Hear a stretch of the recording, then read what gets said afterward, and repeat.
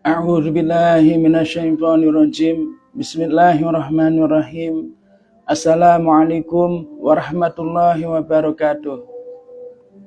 Nawaitul arba'in, nawaitul uzlah, nawaitul khalwah, nawaitul itikaf, nawaitul riyadhah, nawaitul suluk, intusam al-azim fi hadzal masjid wa hadzal jami'. Ilahi anta maqsudi wa rubaka matslubi. A'dini mahabbataka wa ma'rifatika, nasru minallahi wa fathun kharib. Bistur ya sayyidi madad, madad ya imam rabbani, madad ya Rabb, madad ya awli Allah, madad ya rijalullah. Ketika tidak ada seorang pun yang melihat kecuali Allah Subhanahu wa ta'ala. Suhbah daripada Maulana Syekh Muhammad Nazim Al-Qudusi Haqqani Qudsarasrahu. Grand Syekh kita menjelaskan seperti apakah kekuatan iman yang sejati itu. Beliau katakan bahwa kekuatan itu menjadikan seorang laki-laki mampu ditinggal sendiri bersama seorang wanita cantik selama 40 hari tanpa terlintas pikiran tak senonoh memasuki hatinya yang berkaitan dengan wanita itu. Iman yang benar akan menghalangi seorang laki-laki dari sekedar menimbang untuk berbuat hal terlarang. Hadir atau hilangnya kesucian hati menjadi saksi dalam ujian semacam itu.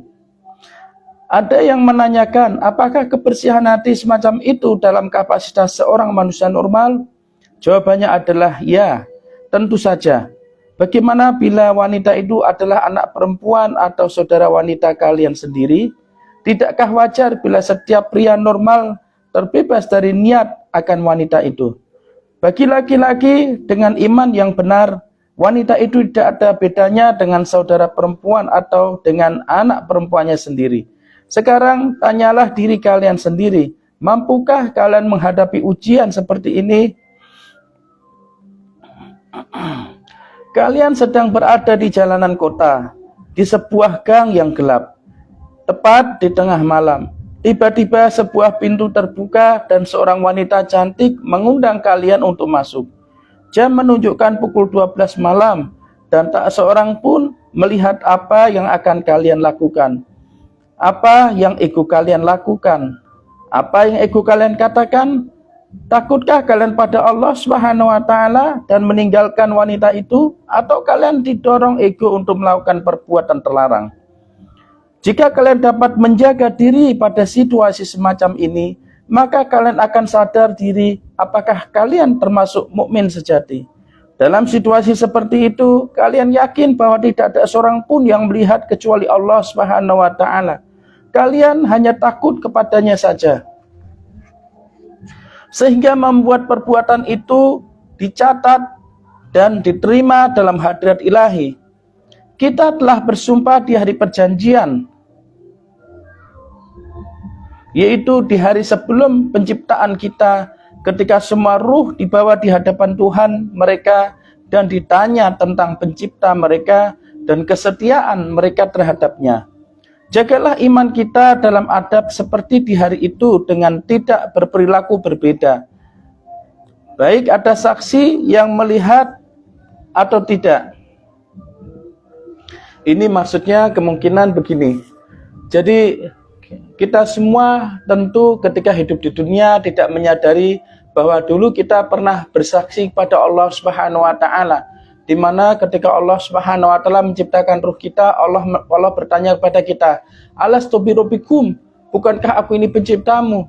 Lalu kita menjawab, qalu bala syahidna.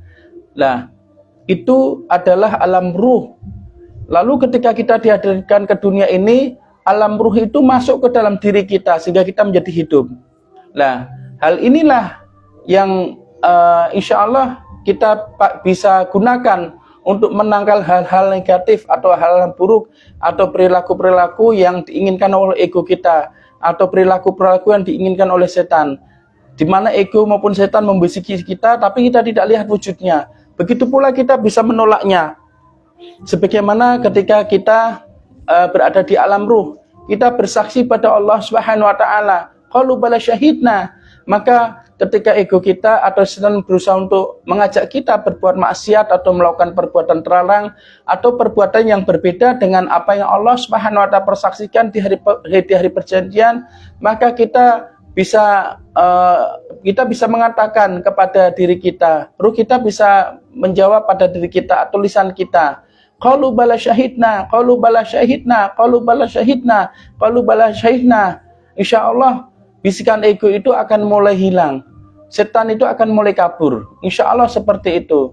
Jadi ketika setan maupun ego mengajak kita untuk berbuat sesuatu yang membuat Allah Subhanahu wa taala tidak senang, maka kita mengatakan qalu bala syahidna, qalu bala syahidna. Kita membaca itu, kita tunjukkan pada Allah Subhanahu wa taala agar kita tidak terpengaruh oleh bisikan setan, agar kita tidak terpengaruh oleh bisikan ego. Makanya kita berusaha mengatakan qalu bala syahidna, qalu bala syahidna, qalu bala syahidna, ya Allah, benar Engkau lah pencipta kami, ya Allah, benar Engkau adalah Tuhanku, Engkau adalah penciptaku, ya Allah, Engkau adalah benar. Artinya bahwa berikanlah aku kekuatan, berikanlah aku kebenaran untuk dapat mengikutimu, ya Allah. Berikanlah aku kekuatan untuk dapat mematuhimu, ya Allah. Berikanlah aku kekuatan, dukungan untuk dapat bersamamu, ya Allah. Maksudnya begitu. Qalu bala syahidna, qalu bala syahidna, qalu bala syahidna.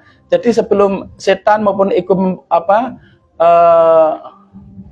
memaksa kita untuk melakukan perbuatan apa yang mereka mau, kita katakan qalu bala syahidna, qalu bala syahidna, qalu bala syahidna, ya Allah, qalu bala syahidna, ya Allah. Begitu. Namun ketika kita telah terlanjur melakukan perbuatan fujur atau fasik atau maksiat atau perbuatan membuat Gusti Allah Subhanahu wa taala tidak senang, maka kita harus bertobat. Ya Allah, ya Sayyidi Rasulullah, tolong sampaikanlah permohonan ampun hamba ini kepada Allah Subhanahu wa taala agar Allah Subhanahu wa taala mengampuni hamba. Kita bertobat, astagfirullah, astagfirullah, astagfirullah, ya Allah, ampuni hamba, ya Allah, hamba telah melakukan perbuatan buruk, hamba telah melakukan perbuatan terlarang, hamba telah melakukan perbuatan maksiat, hamba telah terluka oleh ego hamba, ya Allah, hamba telah melakukan perbuatan yang diinginkan oleh setan, ya Allah, ampuni hamba, ya Allah, terimalah hamba menjadi hamba-Mu kembali, ya Allah. Kurang lebih seperti itu. Lalu kita membaca syahadat ulang. Asyhadu an la ilaha illallah wa asyhadu anna Muhammadan abduhu wa rasuluh. Asyhadu an la ilaha illallah wa asyhadu anna Muhammadan abduhu wa rasuluh. Asyhadu an la ilaha illallah wa asyhadu anna Muhammadan abduhu wa rasuluh. Karena sesungguhnya ketika seseorang atau kita melakukan perbuatan yang diinginkan oleh setan, oleh ego kita, maka sesungguhnya saat itu kita telah kehilangan iman. Kita sudah kehilangan iman. Makanya kita bersyahadat ulang. Kurang lebih seperti itu. Shallu ala Nabi Muhammad. Sekarang di sini di hadapan banyak orang, jika ada wanita cantik lewat, kalian malu untuk melihatnya. Tetapi jika tidak ada seorang pun yang melihat, adakah perubahan dalam sikap kalian? Jika jawabannya adalah berubah, berarti kalian belum meraih iman yang sejati. Mukmin sejati selalu bersama Tuhannya, selalu waspada akan kehadiran Tuhannya. Tidak mudah untuk mencapai tingkatan ini. Lebih mudah lagi seseorang jika mempunyai seorang pembimbing. Lebih mudah lagi seseorang jika mempunyai seorang pembimbing dan merasakan kehadirannya bersama mereka. Lebih mudah bagi seseorang jika mempunyai seorang pembimbing dan merasakan kehadirannya bersama mereka, membimbingnya dimanapun.